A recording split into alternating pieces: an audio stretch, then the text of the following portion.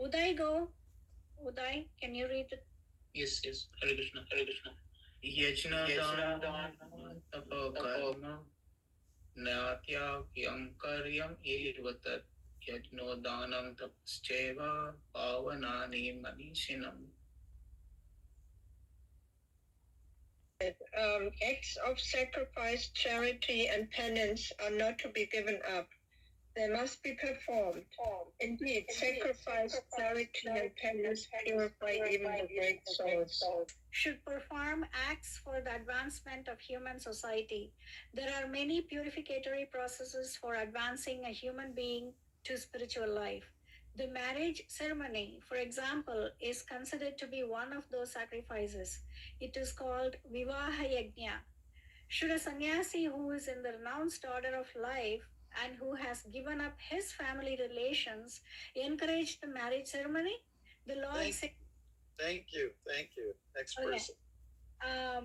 It says here that any sacrifice which is meant for human welfare should never be given up. Yajña, the marriage ceremony, is meant to regulate the human mind so that it may become peaceful for spiritual advancement. For most men, this yajña should be encouraged even by persons in the renounced order of life. Sannyasis should never associate with women, but that does not mean that one who is in the lower stages of life, a young man, should not accept a wife in the marriage ceremony. Thank you so much. Can you finish this? All prescribed sacrifices are meant for achieving the Supreme Lord. Therefore, in the lower stages, they should not be given up. Similarly, charity is for the purification of the heart.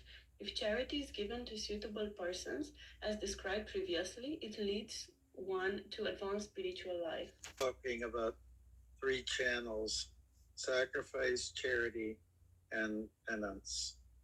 One of the highest levels of sacrifice that one can execute is called the yajña, the marriage ceremony, where 2 people tie a knot. And it's encouraged. Basically, it's encouraged. Even sannyasi should encourage this yajña, this sacrifice. Comes natural. And if we don't encourage yajña, then it just means people get shacked up, to use that phrase, that term. The advantage of having yajña is that there's always a presence of yajña.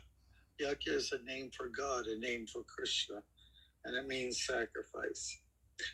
Also in the presence of sacrifices, there are Brahmins, there's priests, there's also deities usually, sometimes what we call like permanent deities, or sometimes ceremonial deities that are temporary. Nevertheless, God is there in the form of some deities. Sometimes it's friends and family that are also present there. So there's just lots of blessings coming from all directions, right?